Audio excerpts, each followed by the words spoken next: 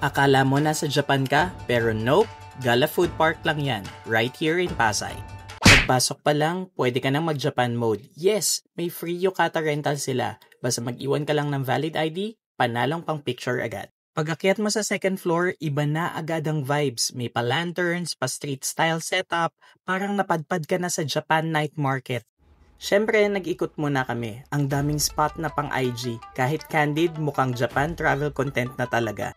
May Japanese food dito, Korean, Taiwanese, coffee, milk tea, kahit anong trip mo, meron dito. Grabe, nagutom kami sa dami ng choices. May takoyaki, may maki, bawat stall may charm, parang food tour na rin. Chill lang, enjoy lang. Kung gusto mo ng murang Japan feels with friends or date night na may good food, this is the spot. May libreng costume pa. San ka pa?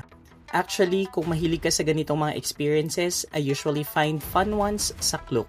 And kung gusto mong makatipid, use my code KLOOKSCOUT. Overall, Gala Food Park is a fun and unique experience. Pasay lang ito ha, pero it feels like quick gala to Japan. See you next time!